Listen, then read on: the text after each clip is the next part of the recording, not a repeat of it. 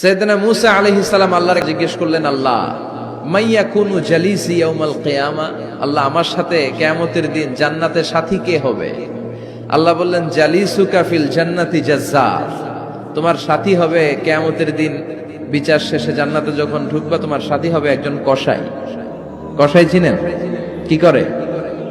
গোশত কাটে। সাইয়েদনা মূসা আলাইহিস সালাম অবাক হলেন, ঘটনা কি? কসাই, আমি হইলাম নবী আর আমার সাথে জান্নাতে থাকবে?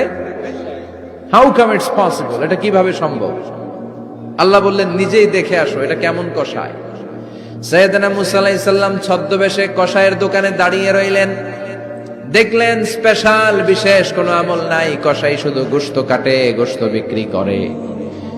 দিন শেষে দোকান বন্ধ করে প্যাকেটের ভেতরে গোশত নিয়ে বাড়িতে রওনা হয়েছে। বাড়ির ভেতরে ঢুকে যাওয়ার পর সাইয়েদনা মূসা আলাইহিস সালাম ঘরের দরজার কড়া নাড়লেন। কসাই বলে, মান আনতা, তুমি কে?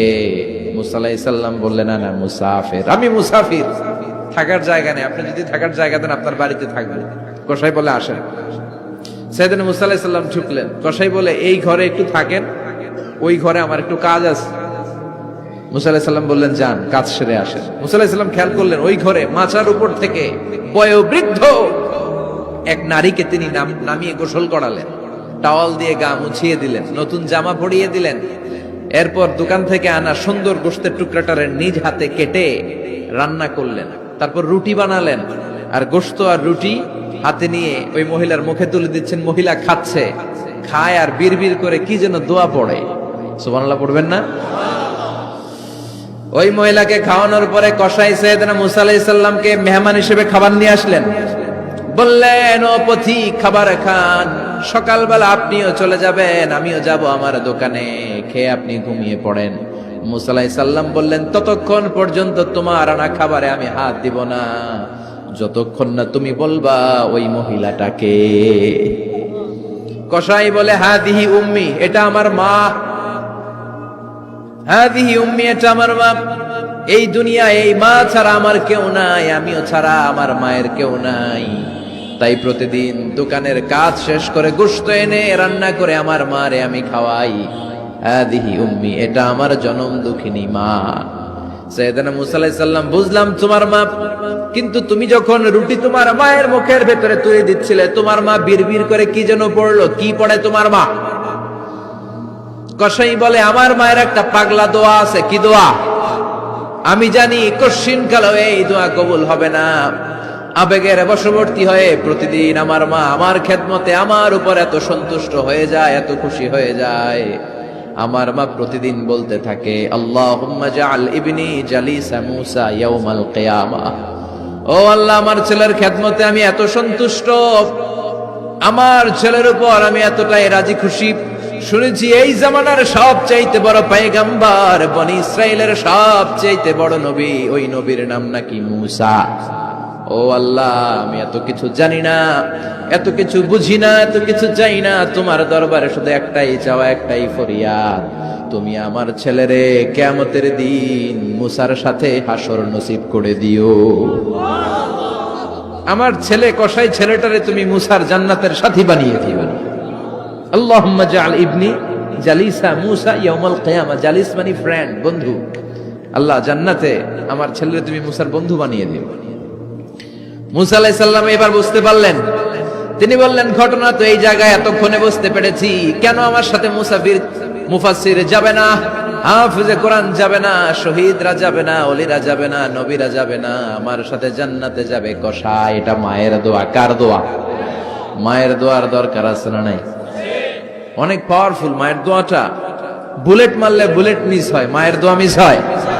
ড্রোন হামলা করলে ড্রোন হামলা মিস হয়ে যেতে পারে, কিন্তু মায়ের দোয়া কশিনকালে মিস হয় না। চিল্লায় বলেন ঠিক কি না? মায়ের দোয়াটাও কবুল, বদদোয়াও কবুল। ভয়ঙ্কর কিন্তু। মা দোয়া করলে কবুল হয়, কিন্তু বদদোয়া করলে কবুল হয় না। এরকম হলে it was not a big deal, এটা বড় সমস্যা ছিল না। কিন্তু দোয়া করলেও যেমনি কবুল, বদদোয়াটাও কবুল। এজন্য খবর আছে না নাই? এক একটা মায়ের এক একটা বেবি জন্ম দিতে কষ্ট হয় না? শুধু কষ্ট, কি পরিমাণে কষ্ট এটা মা জানে, বাবা জানে না। এজন্য বিষ্ণু বলেছেন, মায়ের মর্যাদা বাবার চেয়ে কয় গুণ বেশি। আবার আল্লাহ বলেছেন হামালাতু উম্মুহু, বাবা তোমারে পেটে ধরে নাই, পেটে ধরেছে কে? ওয়াহানান আলা ওয়াহান, ব্যথা, কষ্ট, জ্বালা, পেইন বাবা সহ্য করে নাই, করেছে কে? অফিসালহু ফি আমাইন, 2 বছর তোমারে বাবা দুধ খাওয়ায় নাই, দুধ খাওয়ালো কে? মায়ের এক ধার দুধের দাম কাটিয়া গায়ের চাম, বাপস বানাইলেও ঋণের শোধ হবে না, এমন দরদি ভাবে কেউ হবে না আমার মাগো, এমন দরদি ভাবে কেউ হবে না আমার মাগো। ঠিক কিনা? বিষ্ণু বললেন লাউ কাতাতা জিলদাক, গায়ের চামড়াগুলো কেটে কেটে রোদে শুকিয়ে যদি মায়ের পায়ের 2টা জুতাও বানিয়ে দাও, ছোটবেলা যে দুধ খেয়েছো সেটার এক ঢোক দুধের শোধ আদায় হবে না। এজন্য মা যে কি কষ্ট করে, এখানে বেশিরভাগই আমরা নরমাল প্রসেসে পৃথিবীতে এসেছি, তাই না? সিজারিয়ান বেবি খুব কম, থাকলে 1-2টা। নরমাল প্রসেসে একটা বাচ্চাকে ডেলিভারি করতে একটা মায়ের যে কত কষ্ট হয় আপনি কল্পনাই করতে পারবেন না। চিকিৎসা বিজ্ঞান বলে একজন সুস্থ মানুষ, ব্যথার একটা ইউনিট আছে, মাত্রা, ব্যথা মাপার একক, 45 ইউনিট পেইন বা ব্যথা একজন মানুষ সহ্য করতে পারে। ব্যথার তীব্রতা বা মাত্রা যদি 45 ইউনিটের বেশি হয়, যদি ছাড়িয়ে যায়, হয় লোকটা বেহুশ হবে, নয় মরে যাবে। আমার আর আপনার মা যখন আমাদেরকে নরমাল প্রসেসে ডেলিভারি করেছেন, তখন তারা 45 না 57 ইউনিট প্লাস 57 থেকে 60 ইউনিটের পেইনও তারা ছাড়িয়ে গেছে। 57 ইউনিটেরও বেশি ব্যথা তারা সহ্য করেছে, যেটা কোনো অ্যাক্সিডেন্টে আপনার দেহের 206টা হাড্ডি আছে, তো 20টা হাড্ডি একসাথে কোনো অ্যাক্সিডেন্টে ভেঙে গেলে যত ব্যথা তার চেয়েও বেশি ব্যথা। এজন্য মায়ের মনে কষ্ট দেয়া যাবে? মায়ের মনে কষ্ট দিয়ে জীবনে কেউ সফল হতে পারে নাই।